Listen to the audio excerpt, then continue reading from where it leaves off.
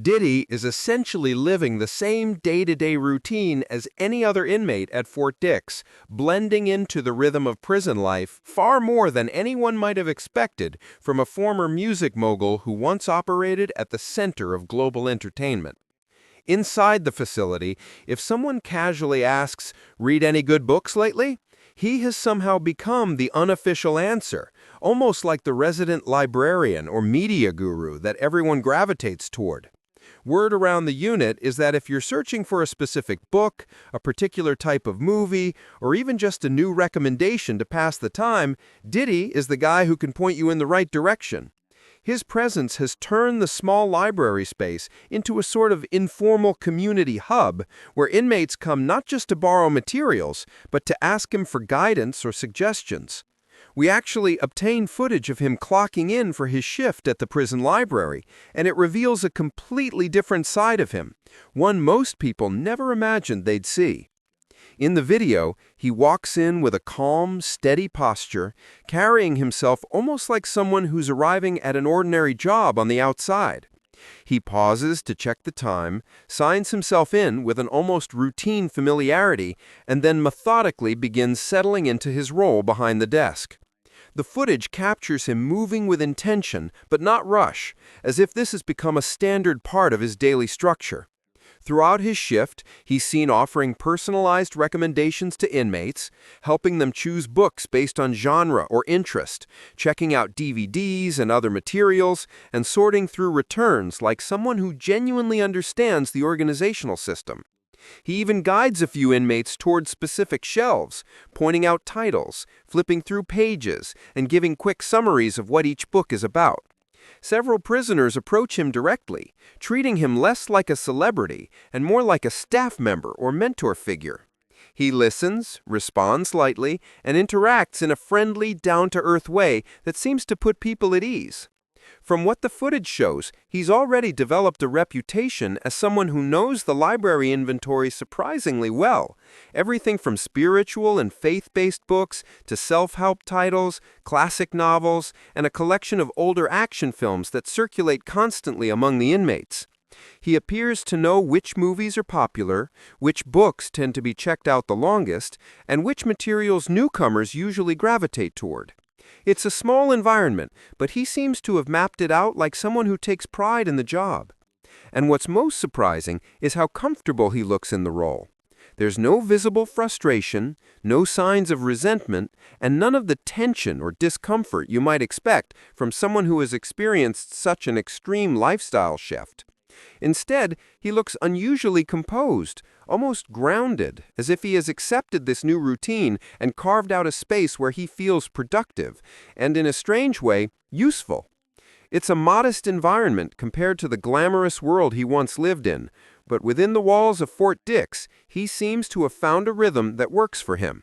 He's currently enrolled in the Life Connections program, an 18-month initiative the Bureau of Prisons created to help inmates grow spiritually, develop emotional and interpersonal skills, and engage in charitable or restorative activities within the facility.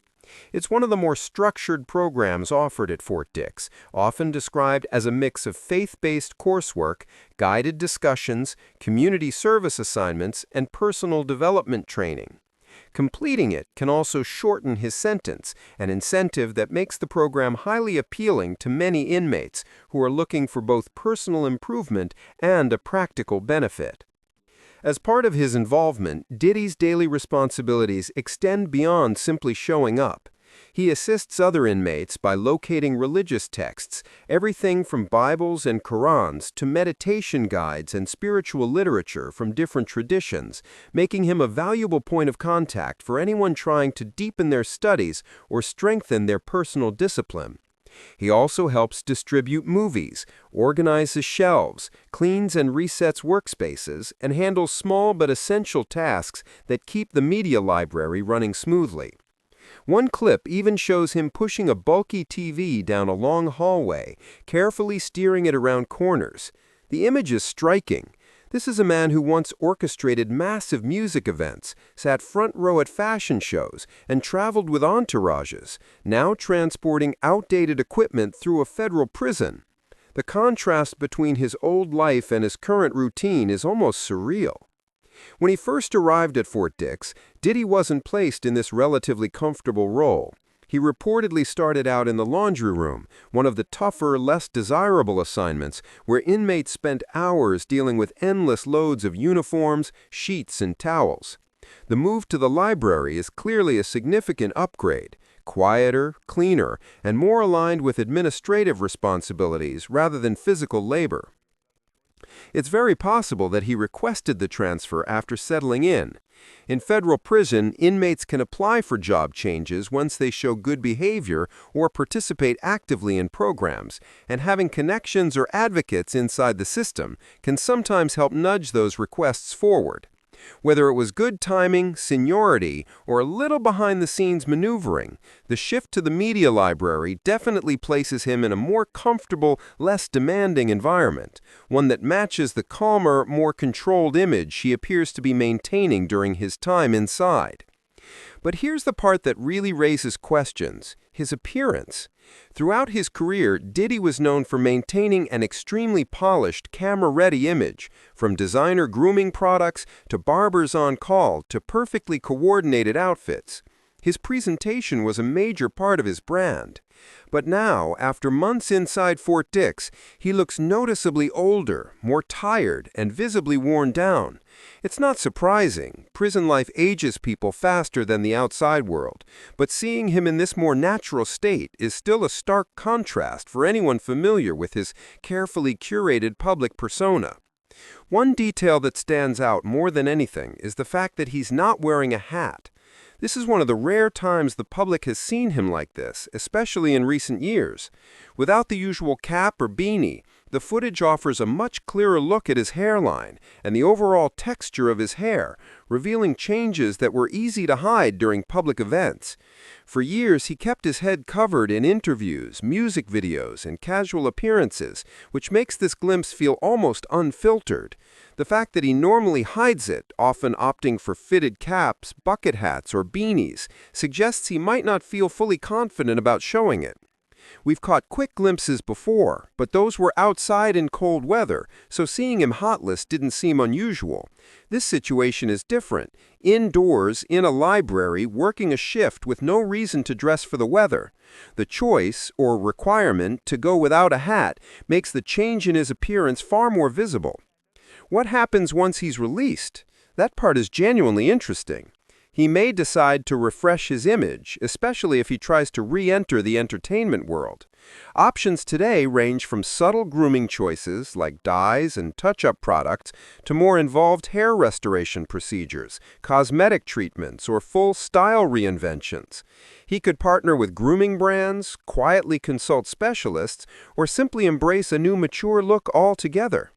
Whether he leans towards something like Hair Club for men, modern transplant clinics, or simple at-home solutions like Just for Men, the decision will depend heavily on what he wants his post-prison chapter to look like.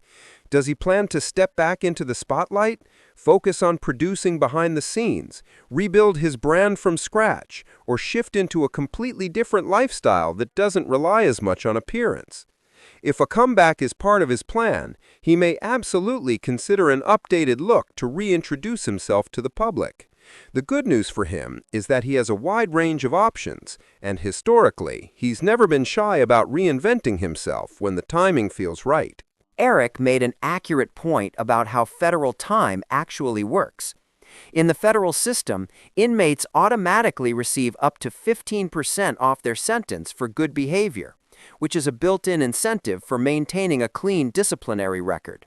On top of that, prisoners can shave off additional time by participating in certain jobs, classes, or approved rehabilitation programs, especially those focused on education, vocational training, or personal development. These credits don't sound like much at first, but they add up, especially over a multi-year sentence. Now, could someone try to game the system by signing up for multiple jobs to earn even more time off? In theory, people joke about it, but realistically, it doesn't work that way. Inmates can't juggle endless shifts or pull 20-hour workdays to rack up extra credit like they're grinding for XP in a video game. Prison schedules are tightly regulated, and job assignments are fixed. Everyone gets only so many hours per week, and the system is designed to prevent loopholes. Still, programs like Life Connections, work details, educational courses, and good behavior combined can noticeably shorten how long someone actually stays inside.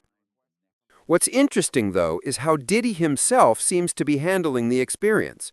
In every clip that has surfaced so far, he appears surprisingly composed, almost unusually calm for someone who once lived a high-energy, high-pressure public life. He's smiling, interacting politely with other inmates, and navigating his routines without showing the kind of stress or frustration people might expect from someone coming from his world. If anything, he looks like he's settling into the structure of prison life more smoothly than many anticipated. And when he eventually gets out, you can practically guarantee he'll find a way to turn this entire chapter into content.